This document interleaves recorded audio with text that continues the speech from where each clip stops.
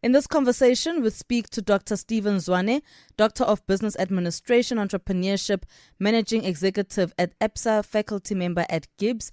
And Dr. Zwane is joined by Ollie Mould, who is an author, cultural commentator, and professor in human geography at Royal Holloway, University of London. And we're speaking about the rise of the side hustle culture threatening career stability. Later on, we speak about teen vaping and how this has become a threat to mental well-being. I actually read about this in the papers this past weekend. And the gentleman joining us on the line, Dr. Stephen, good evening to you. Oli, good evening. Hello. Good evening. Thank you for having me. So let me start with both of you, just a general question about the issue of the hustle culture. When we speak about hustle culture, what are we seeing and what are we speaking to and what does it actually mean? Dr. Zwane, let's start with you.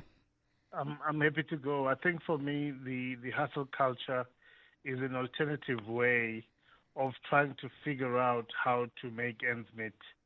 It is a way of trying to raise alternative capital, and also a way of existence and the way that we've known. But a lot of South Africans have always understood the fact that sometimes the main income is not enough. They must consider alternative ways of creating income. And I think for us as a country, we need side hustles because of the cost of living and also because people are trying to optimize and be more in terms of the services that they can provide in the economy. So it's been a thriving business angle that has been existing as part and parcel of our economy for many years. Mm-hmm. Oli?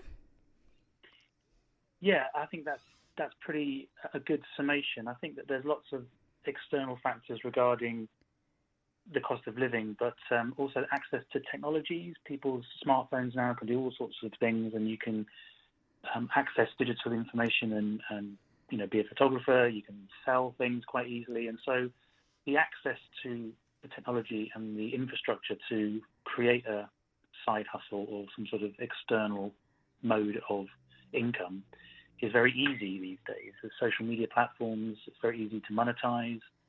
So if the access to technology has helped, the cost of living means that people are doing it more. And it's just a general sense that we're all forced, I guess, or at least we're all encouraged to be kind of mini entrepreneurs. We are, of course, seeing Gen Z, Oli, being the ones that seem to be pushing more for this kind of hustle culture. But before we even talk about why they are seemingly the ones that thoroughly enjoy it, the older generation, however, don't fully understand it. Why is that? Well, I guess it's a combination of a lot of things. I suspect that there's the technological barrier, which I mentioned. I suspect that a few older people don't necessarily understand the platforms or aren't au fait with the ways in which they operate and the ways in which you can monetize them. And you are correct. In the UK, there's something like two out of every 5 Gen Zers has got some sort of side hustle.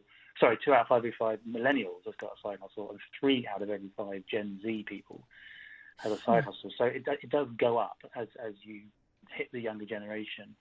But I think it comes down to the younger generation's embeddedness in the social media landscape, and they just sort of see it as almost a natural progression. You have your main job and you have your side hustle, and I think that this is, there's problems with the ways in which that's almost glorified. I think that's not particularly useful.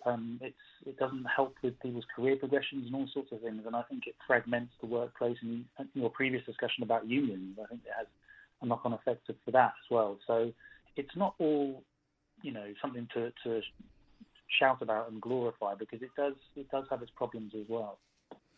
It indeed does have its problems, and we'll come to some of the problems that, one can see when we have the hustle culture. But Dr. Zwane, when we look at the South African context, you hear Oli and the statistics that he has regarding hustle culture in the UK. In South Africa or locally, what are we seeing?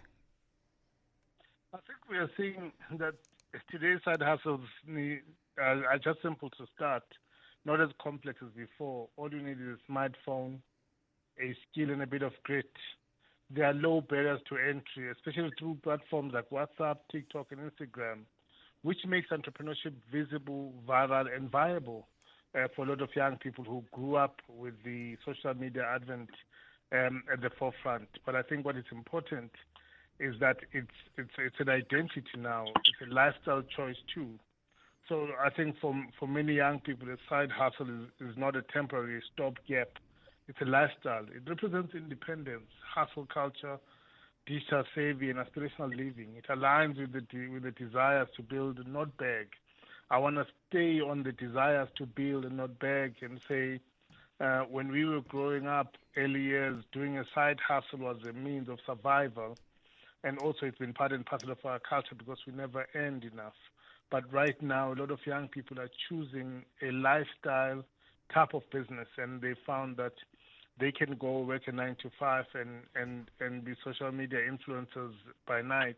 And over time, it gives them enough money to choose it as a way of transitioning out of a formal 9 to 5 into things that matter to them a lot more. So I think for us as South Africans, a lot more young people are choosing themselves. But there's also the underlying factor that is quite unique in our world, is the fact that there's a high unemployment rate amongst young people, and young people know that there's no more guarantees for jobs and opportunities, and they need to find alternatives for themselves.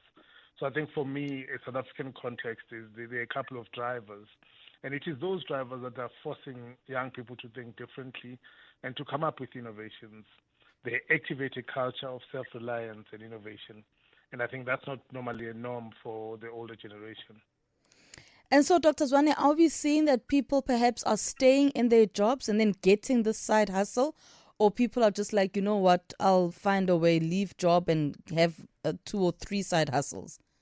You know, it's this way. I think if you read stories of many entrepreneurs, they will tell you that they had a main job, started a side hustle, and as soon as the said hustle paid them more than the job, they moved and created an organization at the back of that. So we know that story, we know that framework. But what we are finding with young people is that they are now creating it as a lifestyle, meaning they can balance them up both at the same time for a longer period. And so they're not transitioning. They're not just starting the side hustles because they want to transition. They also want to be able to say, I have a lifestyle that gives me more money. I've got enough hours in the day to can be able to do both. But I think for me, one of the things that is quite important about the advent of side hustles is that side hustle or people who choose side hustles, they tend to be much more productive in the workplace. Studies have found that these people are efficient, they're effective, they are able to balance the work that they take at home as well as the work they do in the workplace. So it's really been an exciting opportunity to observe. So they're not really getting out, they're balancing them and making money and choosing it as a lifestyle. And I think it's now a pride moment. I remember growing up, if you had multiple jobs you played, it looked like, oh my goodness, that's so bad. Now if people tell you that they're doing 5 things, you're like, oh, that's amazing.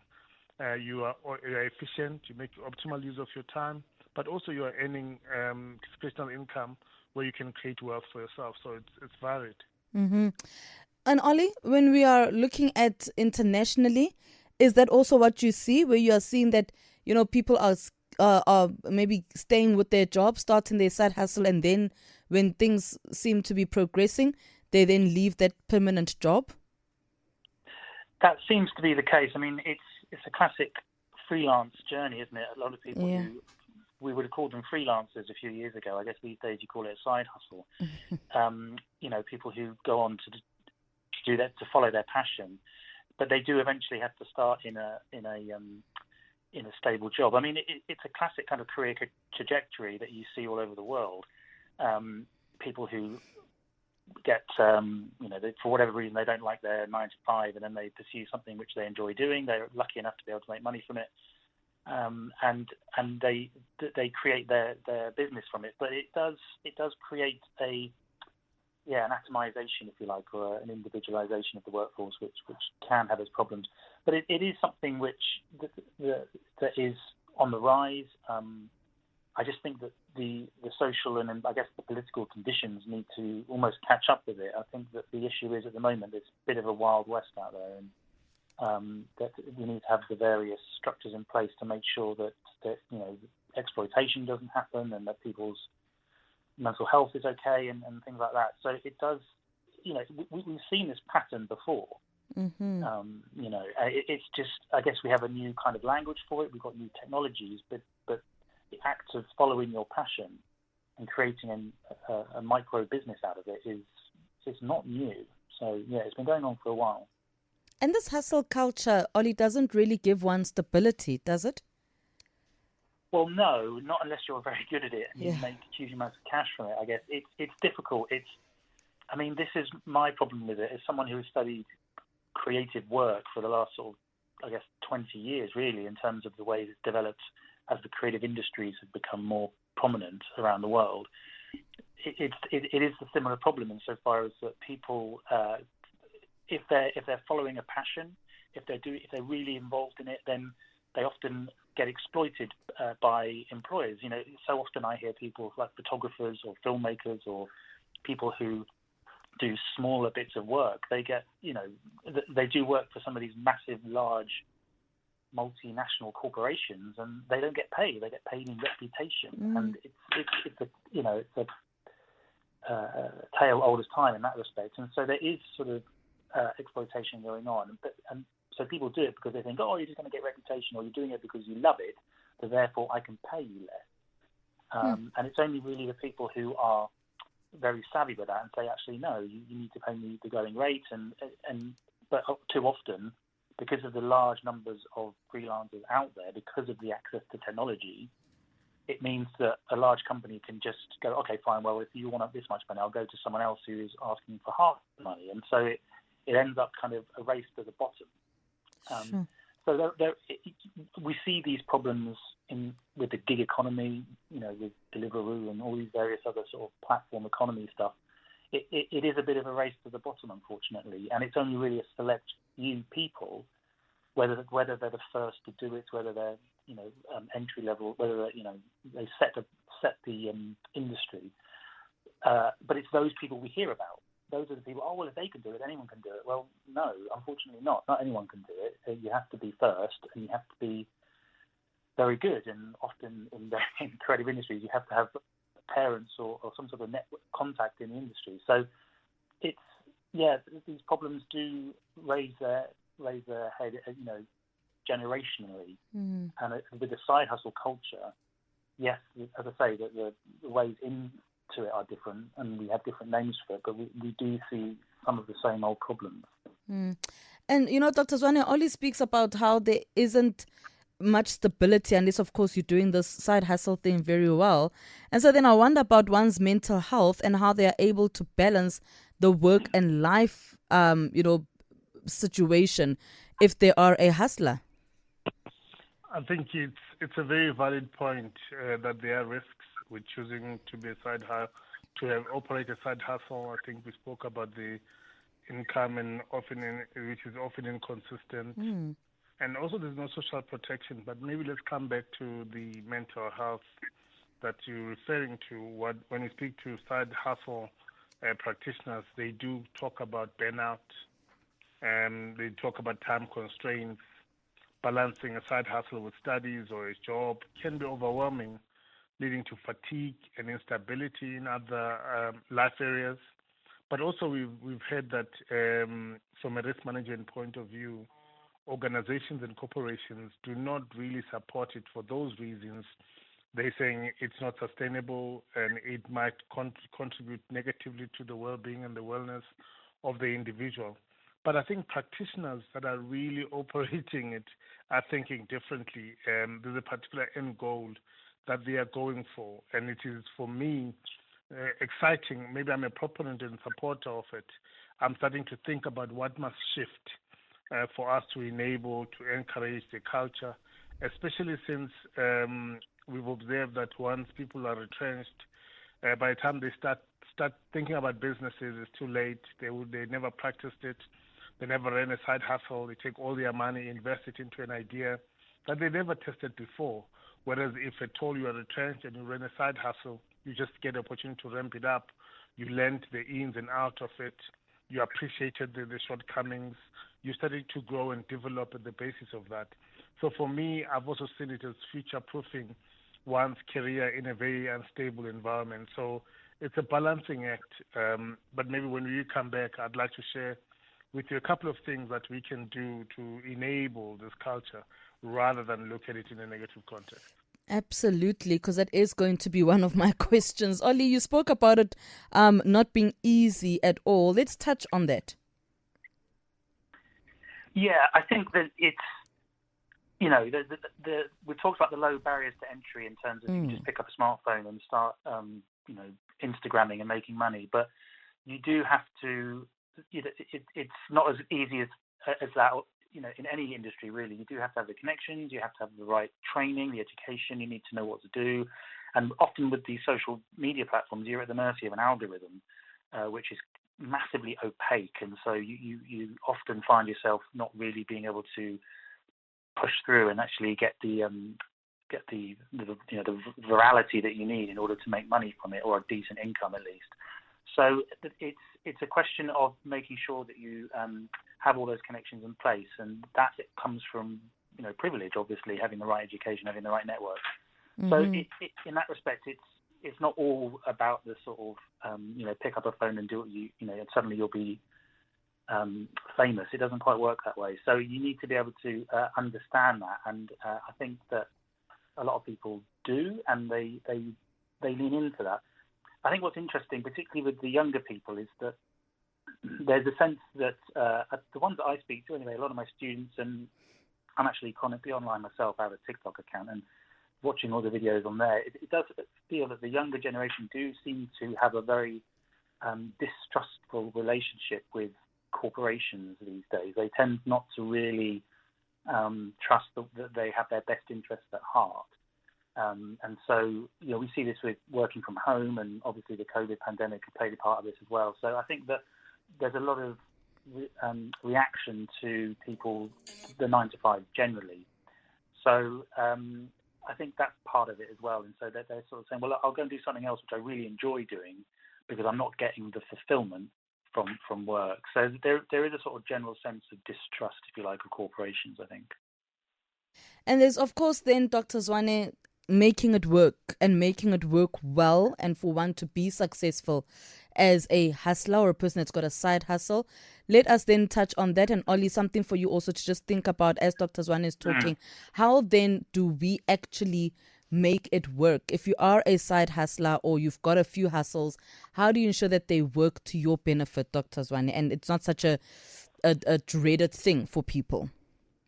So I think for me, I just want to answer the question, why is it worth it? And why I think side hustle practitioners look at it positively. I mean, first and foremost, you build muscles that you'll use forever, whether it's discipline, salesmanship, budgeting, networking. Side hustles really teach you real-world skills that formal education often doesn't. Number two, you learn to fail forward. Every setback builds your entrepreneurship muscle and sharpens your resilience. I mean, you're also creating options, not waiting for handouts. Because it's about agency. Even if the hustle doesn't become a full-time business, it gives you a choice, income and confidence. Why I'm making these points? I recently wrote a book called Rising from the Township, where we profiled 10 South African entrepreneurs who rose from the township to prominence in their businesses that they run. One thing that was common with each and every one of them is that they had side hustles first. And they said through those side hustles, they learned a lot, and that's how they moved into business. But also what was quite interesting about side hustles as a construct is that they were always enterprising from a younger age. So what I'm really maybe saying here is that side hustle is not the easy way out, is the bold way forward. It's how young people are saying, I won't wait for the system to change. I'll build something now with what I have. So here are the couple of things that I think can be done to really help create an environment for side hustles to thrive. Number one, I think let's include side hustles in the SMME development, training, funding, and procurement considerations. I think we can start changing a policy in that regard. I also think that we can start fund proof of concept ventures, not just registered companies, because a lot of people running side hustles, they don't want to formalize them. And I think for me, if I bring in the township construct that I referred to earlier, it's about improving logistics, storage, internet access, and local hubs that can be able to set them up. Maybe lastly, I think it's about celebrating and destigmatization of the hustle. Publicly showcase successful side hustles, not just polished CEOs. For me, I think that's where the opportunity is, and that's what we can do to make a change in the economy and celebrate, create an enabling environment, and also provide policies that help side hustlers to really thrive rather than looking at the negative side of it. Mm-hmm. Ollie, your take on how to make it thrive, like Dr. Zwane says, instead of looking at the negative side of it? Yeah, I understand where he's coming from. I just get the sense that we need to make sure that we have policies in place which would mean that it isn't the go-to option for people just to get out of hardship or poverty or whatever it may be, just to sort of pull yourself up by your bootstraps. We tried that in the 80s with Thatcher and Reagan. It didn't work. So I think that we need to make sure we have policies in place which mean that people can have a sense of ownership of what they do and something to fall back, a universal basic income or some sort of better welfare systems in which people can actually experiment with these different models of working, which you mentioned. I mean, things like community interest companies or mutual aid networks, or trying to bring people together in different ways outside of a corporation in order to do the kinds of things that people are wanting to do. So I think that we need to be careful that we don't throw the baby out with the bathwater here and try and glorify this kind of entrepreneurial self thing, which it's as I say, we tried it and it's kind of led to the inequality that we see. So we just need to be careful that we don't rush into this, and we need to create the political and social structures and safety nets to make sure that people can experiment with what they really passionate about without falling on hard times. So that would be my sense of it. So it's a political decision as well as an educational one. Absolutely. And this was very educational for us as well. Thank you so much for your time, gentlemen. Truly appreciate it. Thank you very much and have a good evening. Cheers. Thank you. Ollie Mould is author, cultural commentator and professor in human geography at Royal Holloway University of London. Dr. Stephen Zwane, Doctor of Business Administration, Entrepreneurship, Managing Executive at ABSA and faculty member at GIBS. Both speaking to us there about the side hustle culture and what it really means, but also how you can actually make it work for you and how you can thrive.